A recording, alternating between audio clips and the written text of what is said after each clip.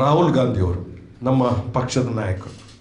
ಅವರು ಯಾವಾಗಲೂ ಒಂದು ಮಾತನ್ನು ಹೇಳ್ತಾರೆ, ನಮ್ಮಲ್ಲಿ ಕೂಡ ನಮ್ಮ ಪಕ್ಷದಲ್ಲಿ ಯಾರು ಕೂಡ RSSಗೆ ಹೆದರುವವರು ನಮ್ಮ ಪಕ್ಷದಲ್ಲಿ ಇರೋದು ಬೇಡ ಅಂತ ಹೇಳ್ತಾರೆ. ನೇರವಾಗಿ RSSಗೆ ಹೆದರುವವರು ನಮ್ಮ ಪಕ್ಷದಲ್ಲಿ ಇರೋದು ಬೇಡ ಅಂತೇಳಿ ಅವರ ಮಾತನ್ನು ನಾನು ಪುಷ್ಟೀಕರಿಸ್ತೇನೆ.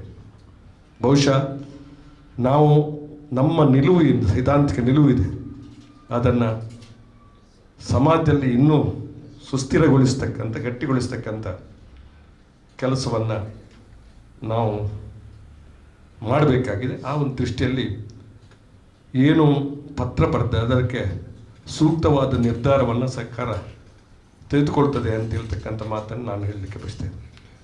ನಿಷೇಧದ ಮಾತು ಬಂದಾಗ ನಾವು ಖಂಡಿತವಾಗಿ ನಾವು ಸರ್ದಾರ್ ವಲ್ಲಭಾಯ್ ಪಟೇಲ್ರವರ ಪರವಾಗಿದ್ದೇವೆ.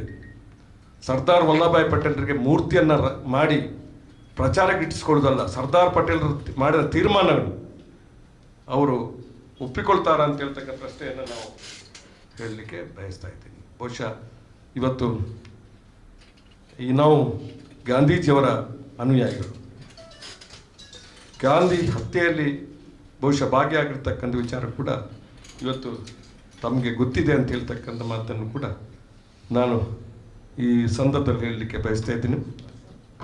ಇವತ್ತು ಹಿಂಸೆಗೆ ಪ್ರಚೋದನೆ ಮಾಡತಕ್ಕಂಥ ಪ್ರಯತ್ನಗಳು ಬಹುಶಃ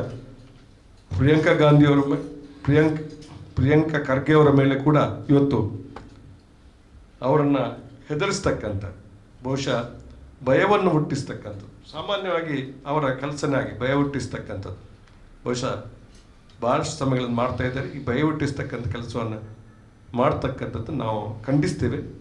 ಬಹುಶಃ ಮುಂದಿನ ದಿವಸಗಳಲ್ಲಿ ನಮ್ಮ ಸಮಾಜ ಒಂದು ಸುಂದರ ಸಮಾಜವಾಗಿ ಪರ್ತವನ್ನು ಆಗುವಲ್ಲಿ ನಾವೆಲ್ಲರೂ ಕೂಡ ಒಂದಾಗಿ ಕೆಲಸ ಮಾಡಬೇಕಾಗಿದೆ. ಬಹುಶಃ ಇಂತಹ ವಿಚಾರಗಳ ಬಗ್ಗೆ ನಾನು ಕೂಡ ಈ ಒಂದು ಏನು ಪ್ರಿಯಾಂಕ್ ಖರ್ಗೆ ಅವರು ಹೇಳಿರ್ತಕ್ಕಂಥ ಮಾತಿದೆ ಅದನ್ನು ನಾನು ಸ್ವಾಗತಿಸಿ ರಾಜ್ಯದ ಮುಖ್ಯಮಂತ್ರಿಗಳ ಸೂಕ್ತ ಕ್ರಮ ಕೈಗೊಳ್ತಾರೆ ಅಂತ ನಾನು ತಿಳ್ಕೊಂಡಿದ್ದೀನಿ. ನಮಸ್ಕಾರ.